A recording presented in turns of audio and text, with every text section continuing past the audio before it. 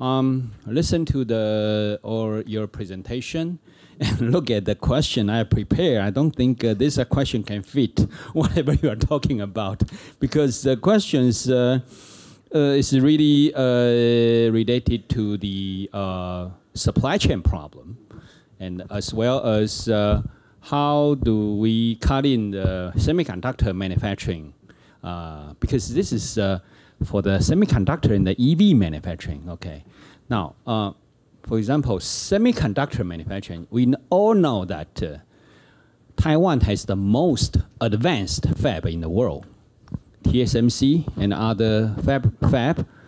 And I think long before we have Industry 4.0, they already are 4.0. I visit their lab, one of their fab, okay? Nobody in the production line.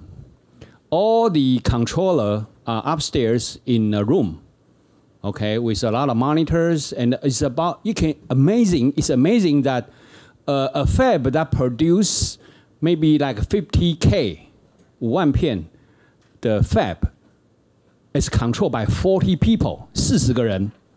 So we are talking about advanced manufacturing because we don't have TSMC people here, so we don't really know how they are doing it, how they have done it.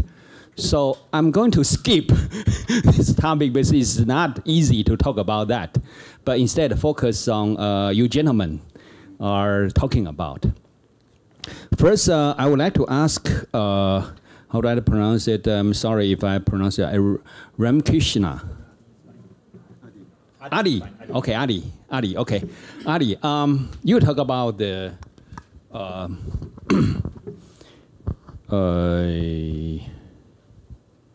ESG problem, right? Yeah, okay, the sustainability, that's very important, okay. Now, I think we all have the question that if we put more data sensors, and we have more data from the production line, from the factory, we may be able to do a better optimization, right? In general. Even, for example, we monitor the power consumption, then we are able to do some optimization for it, okay? Now, the problem is that we need to put more equipment and the sensors, okay? So that means no cost. So how do we balance between this investment cost and the ESG? I think this is a problem that most people, when they plan how to conduct their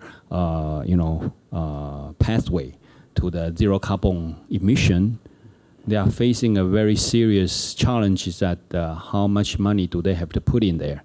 I think you have already faced a lot of questions from a customer. Maybe you can share some of your points to the audience. There is no option, right? I mean, you have to do it. There is no option. If you don't do it, I mean, you can always calculate profits and margins and stuff, right? The point is, if you don't do it, you're not having any profits because you're not having any orders, right? Because if you don't do it, there is going to be some other company who is manufacturing in a more sustainable way. Okay, that's the easy part. Okay, let me just go into a few more details. I think you just said the key point. I mean, you need more data, more sensors, and all sorts of stuff. But the key point is also how are you collecting it and what are you doing with the data? And this is where also we have, especially what we are promoting is a very simple way called edge computing, with the help of which you are sort of, I mean, very often you tend to sort of, or in other ways, in the factory of the future, you're going to be collecting a lot of data. And in this particular case, you're going to be collecting a lot of data related also to energy efficiency. You have, of course, today on your factory lines, a bunch of controllers and other industrial PCs which are controlling all of these things. If you now give them the task also to sort of collect data, analyze the data, and then you're doing something with the data, you're probably also slowing down the whole process lines. So that is why we come up with this concept of edge computing, where all the data is getting transferred to an edge device, which is on the edge of the process. And the possibilities of applications which can run on such an edge device are infinite. We have some very cool energy efficiency apps for our edge devices, with the help of which you're able to sort of use that data and do something with it, right? So of course, you will need a bit more equipment. You will need an edge device, which is collecting this data and you do something with it. But the point is, if you don't have that transparency, if you don't know later that which screws to turn around in order to get more energy efficient, you're already lost. 5 to 6 years ago or 10 years ago, when digitalization came along, it would have been perfectly okay, or it was actually not okay, but a lot of people just said, okay, forget about it, this is costing too much money. I'm not going to do it, right? I still don't believe that's the right approach. I think the companies doing some stuff around these digital transformations are the ones profiting also now. But currently, there is no option. You have to do it. Yeah, right. Because I think some of our manufacturers are already facing the pressure from our customer that they have to go net zero in 2030, for example, from some A company, okay? They ask all their supply chain to go net zero. But so that is a large pressure. Absolutely. Yeah. And it's not about 2030. I also told it in my speech, right? It's not that especially when you talk about the machine builders, which we have a lot in Taiwan, they cannot tell their customers, okay, by the way, I look at it in 2030, I have 7 years. No, we do not have 7 years. Because the machines are getting sold right now to Europe or to the US or China. And these machines are big investments, right? These are CapEx. And the CapEx is then also already counted to everything this factory in the US or in Europe has. So they are going to be extremely particular about what sort of investments or what sort of machines or lines they're getting in right now into their factories. So we need to have the answers right now and not only in 2030. Yeah, right. So, but other than the power consumption or saving the energy, but also recycling, I will come back to that later. But the question I have to refer to William, right? Yeah. How about Texas Instrument for this ESG requirement or green, we call green equipment, right? I mean, the equipment cannot consume more energy or emit carbon dioxide. So how do TI help the equipment maker? Because in your presentation, you you supply the controllers for the robot, right? So it's like an equipment, right?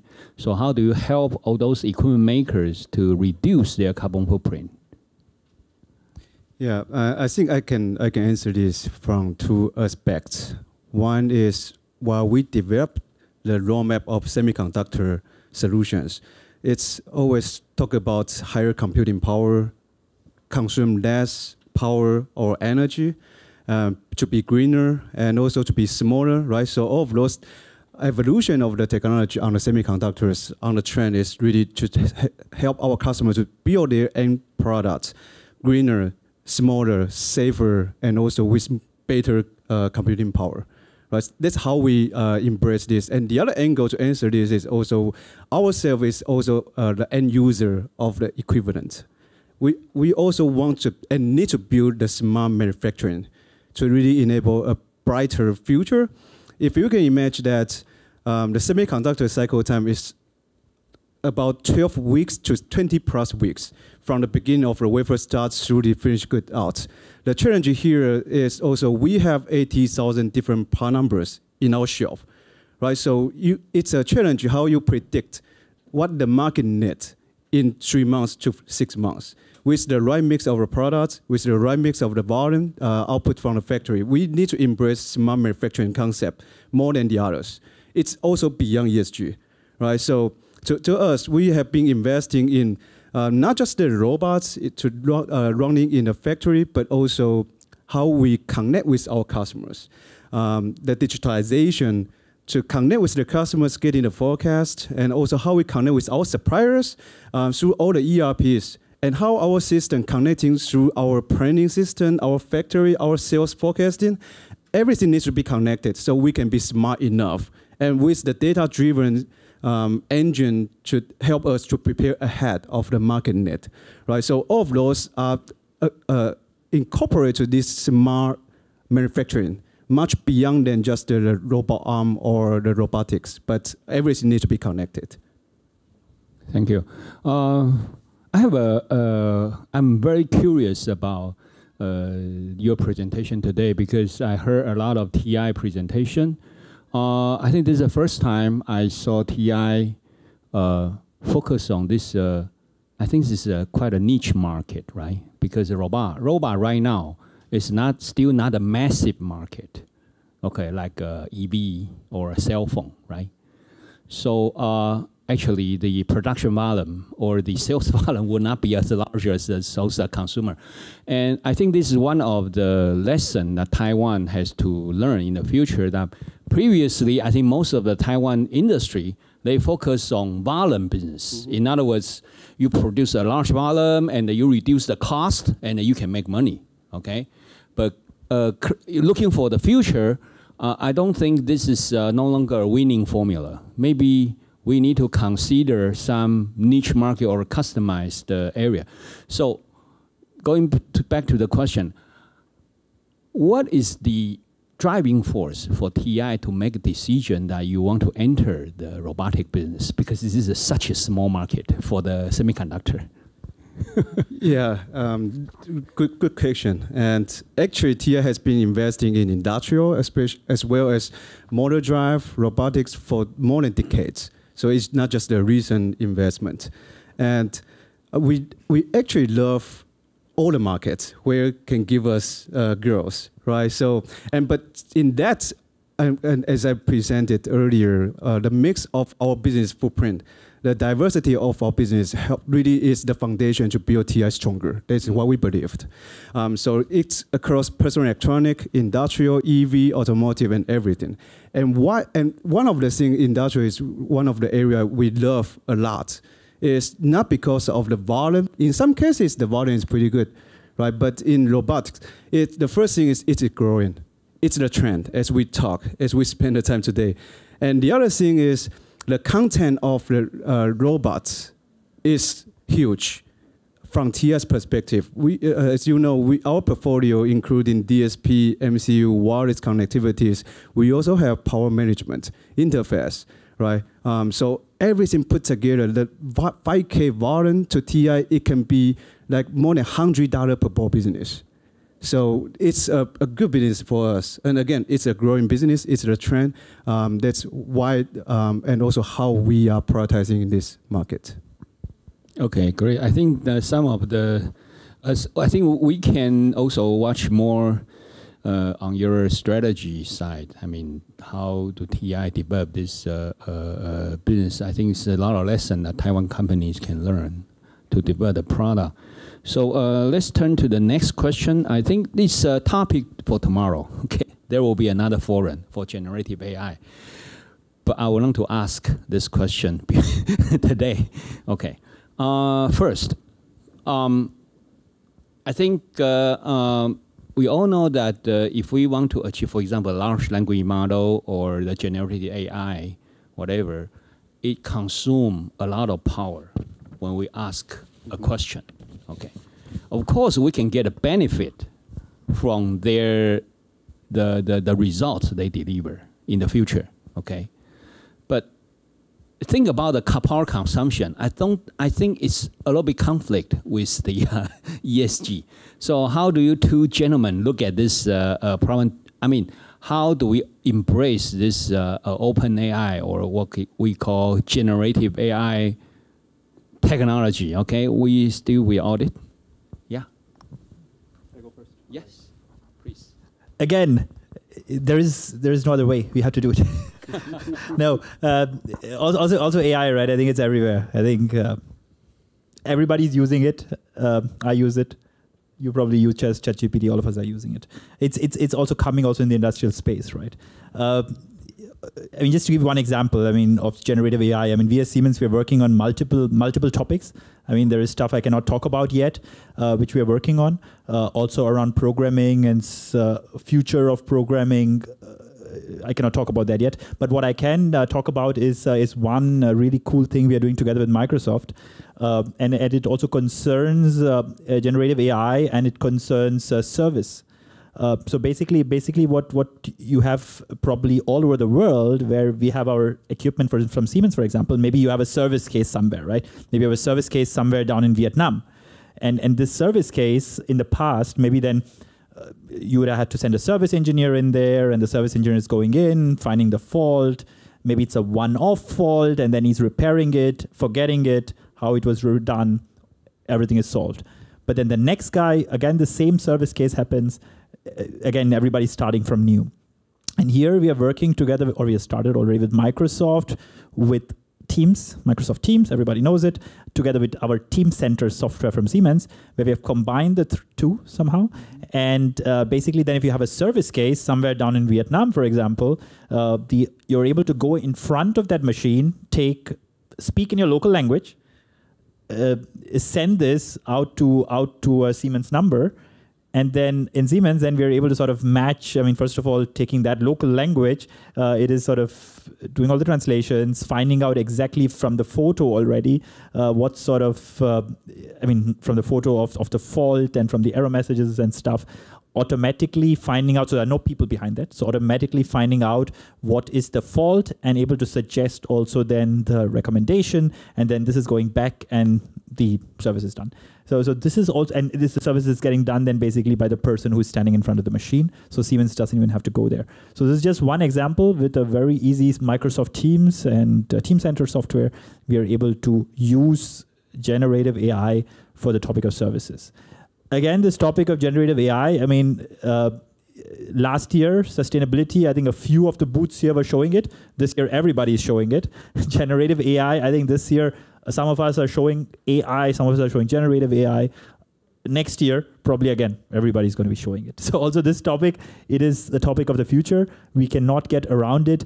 About the topic of energy consumption, which you just mentioned, yeah, I mean, we just have to then take whatever we said earlier, right? How are we making sure we are being more energy efficient to try to sort of accordingly act on that and make sure the energy consumption is not too high. But there is no way around generative AI also. Yes, I think you are right, because I think currently people are just amazed by the outcome of the generative AI can deliver, right? So, yep. But I think when we try to implement it, we should watch for the overall energy balance or cost expansion, right? Right, and it's a difference, right? I mean, generative AI, that it is one thing to make a LinkedIn post with generative AI. It is another thing using generative AI in industry where there are critical processes. So of course there has to be a balance. I mean, I'm not hurting anybody if I'm making my LinkedIn post with generative AI. Nobody's hurt, right? So, but if you have a critical process where you've got lives involved also, of course, because critical process where you're using PLCs and stuff, it is critical processes, then you got to be also find the right balance to not just use it everywhere. You have to make sure that the safety standards are working, all these processes are in place, and only then make sure it is also fully implemented. Well, thank you. So the similar question, but the different aspect. I think TI, I saw you have a lot of chips or semiconductors products that is going to support making a robot, right? Okay. Now, I think in the future, one of the major topics is how intelligent can a robot can be, okay? Instead of doing the repetitive task, routine task, the robot should be intelligent enough to perform multiple tasks, okay? So that comes to a very critical issue is that the brain of the robot. In other words, there will be a powerful CPU, MCU for each robot. From your perspective, will the brain be in the cloud side or local side? So in other words, if a local cloud side, then every robot is a dumb robot unless it's connected to the network. But if it's a local side, then your chip has to support a huge amount of computing in order to match the performance from the cloud side computing. So how do TI look at the future of we call intelligent robot? How do you construct the architecture of your semiconductor system to support this development? The short answer is I don't know. And I don't think there's anyone knows how will the future looks like. But what I believe is the cloud and fog, two concepts will live together, right? So when we develop the AI and also the GAI applications, the R&D or engineers must to think about what kind of data needs to stored local here to reduce the compute time, and what data needs to store at the cloud side, right? So that's how the edge server and the cloud server should work together. And the answer can be different by using different using scenario. In factory, what kind of information you need to store at this local side? What kind of huge database you need to put at the cloud side so you can really balance each other? I think that's the critical one to be considered. Okay, I think that's the question that remain to be answered in the future, because you can see that a lot of, I attend this exhibition every year, okay? I can see that the robot becoming more and more intelligent, okay, compared to 10 years ago, okay? Think about 10 years later, I think the robot in this exhibition will be much more intelligent than today. So they need computing power, or they need a lot of algorithm to be implemented by the chips. So there will be a very important development for the chip maker to supply the components, especially for Taiwanese companies, to adapt the architecture. Okay, so this is a question to be answered. Maybe next year we will ask you again. So let's go back to the Siemens. I still want to pronounce your name. Adi is fine. Adis. Adi. Adis. Okay. You talk about the CPS. I think CPS or digital twin has been emphasized a lot for many years. Okay. Yep. But the issue is that for the equipment maker, maybe most of the companies in the exhibition today are equipment makers. How detailed should we construct the digital twin? I mean, if it's constructed to the detail, for example, we have to model the friction force of the transmission. Then it will be a huge effort to build the CPS. So from your experience, what kind of effort people should put in, to what extent, for the CPS system to be useful? As much as they want, right? And really, and I'm not joking, and this really depends on the customer. There are customers, I mean, I was visiting a customer last Friday, and he was asking me that, hey, I want it to be so much more detailed, my digital twin. I've got sort of the material. Can you also sort of simulate the material which I'm cutting, and so really going into details, right? Because that is his application. I mean, when you consider, I mean, you just said equipment manufacturers here, right, or also machine builders or whatever.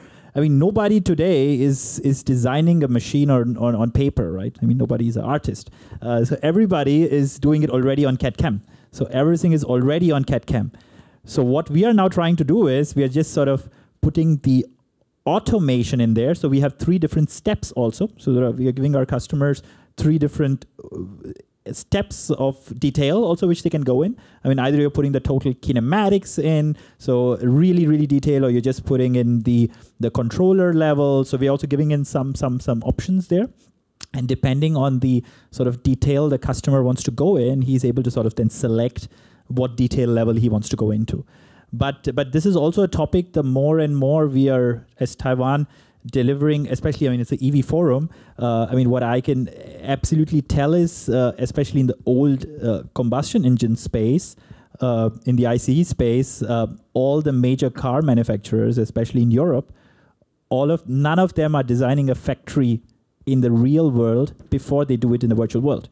And Volkswagen, for example, is demanding that all his machine or line suppliers are first of all sending him the digital twin of their machine and line, right? So very often it is not only that what we want to do here, it is also what our customers want. So you just got to sort of listen also to the customer's demand as a Taiwanese line manufacturer or machine builder.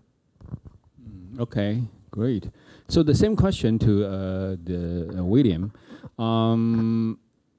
Is TI also concerned about the CPS, development of the CPS system in manufacturing line, and how do you try to support this trend from a chip maker's perspective? I'm not familiar with this CPS. Or digital twin? The digital twin, no, I'm not. I'm sorry, okay. So then the next question would be, we saw a lot of mobile robot nowadays, okay. So what is the difference between a mobile robot and a fixed robot is the robot moves in the space. And previously it's moved on the trail, on the rack or rail. But right now, I think the robot can move freely on the space, in the space, okay. So what is the semiconductor strategy for TI to support this mobile robot, or we call autonomous mobile robot? Mm-hmm. Yeah, this really should, again, two aspects to talk about this creation. One is as a consumer, right? We also adopt this kind of robots or overhead track robots into our new production sites. As I mentioned earlier, we have the new 300 millimeter, 45 nanometer to 130 nanometer process node factory just come online end of last year. And that RFAB 1, along with RFAB 2, we have 24 kilometer of the overhead track, right? To really automatically move the materials and wafers from between RFAB 1 and RFAB 2. And certainly they give us much better productivity, much more reliability in producing our wafers and also our chips. The other example here, how we adopt this is the lights out factory. And our latest factory in Sherman, which is under construction right now, ambition is to really achieve the lights out factory by 2025. And by that time, which is very exciting, it's a lot more overhead track. That certainly needs to adopt robots and also with a safety feature inside, right? So that it also needs to be driven by the big data, the AI, how we implement that into our factory production line. That's from the, as a consumer, as a customer, or the technology adapter perspective. On the other hand, to support our customer, value customer, to develop the robots, which is safe enough, which is power enough, which is smart enough, our solutions from MCU or the real-time control unit perspective, the PWM need to be precise enough, right? And the CPU needs to be, computing power needs to be good enough, but in the meanwhile, not consuming too much power. And the size needs to be small enough to be integrated into the embedded system. And that's another advantage of TI when we develop this with our customer. We have a central solution marketing team. We have sales, we have business unit, develop product, we have central marketing team. And that central engineering marketing team is doing nothing else but focus at the application. So they are the experts to put together IC's technology with the applications requirement to optimize the entire system. Right, so there is another way we support our customer to develop in this industrial automation journey. Okay. So the next question is about data security. Okay, I think people concerned about the if we want to do the digital transformation or leveraging the cloud or AI technology, then it's inevitable that we have to expose our data to a lot of different entities, I would say. So, Adi, you touch a little bit about the data security, not much, but can you elaborate more? Because there are people that still have doubt. So, I mean, how do I open my data? Or should I keep all the data closed in my factory? And again, the answer is no, right? You should not keep all your data closed in the factory. So absolutely. I mean, especially we as Taiwan, we have to be super careful when it comes to data, and that we are not able to, that we should take utmost care that we are maintaining cybersecurity topics. So this is definitely the case. And the answer is, like I said, not to connect lesser or to keep everything closed.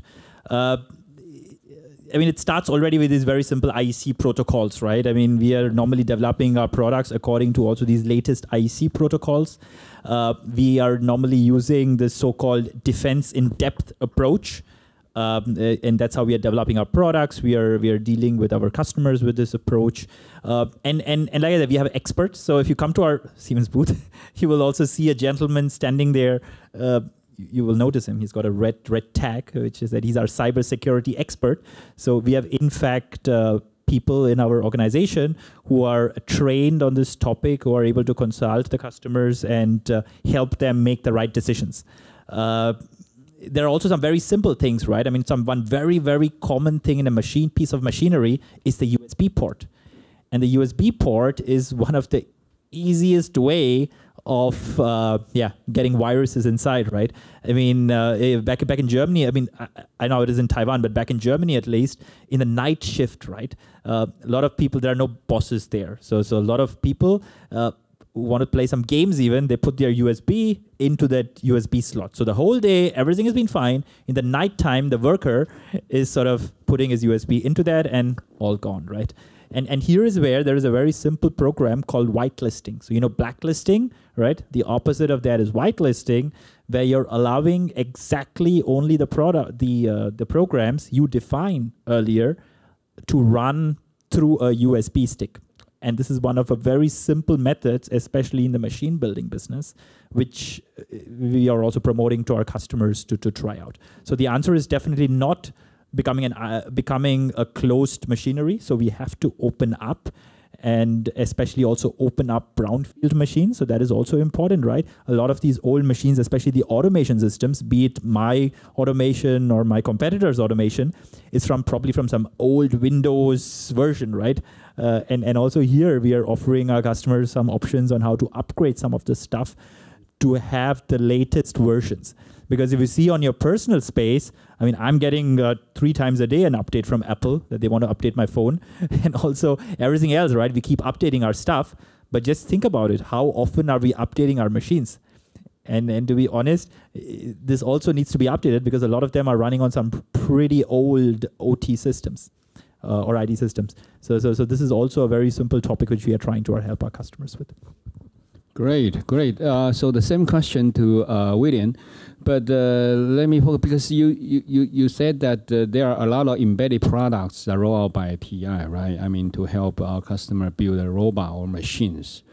So in terms of data security, would TI develop some kind of hardware solution to ensure the security of their equipment, or the chip is totally rely on the software technology to ensure the data security? Yeah, and certainly any software need a hardware to enable that, right? So certainly we are also developing, and that is also one of the consideration points when we develop our next generation of MCU or MPU processor. Has been an incremental importance for us to consider into. And very similar to like the AI computing units is along with the CPU in our latest MPU products. Those components are the things we need to consider for sure. Okay, great. Andy? Where is the host? Okay, so we are running over 30 minutes. I don't want to keep these 2 gentlemen too long on the stage. Yeah, sure. Maybe next year we can come back to ask them the same question. I think we give a round of applause to those 2 gentlemen. Thanks for their sharing of the vision and the future of the smart manufacturing. Thank you. Our applause once again.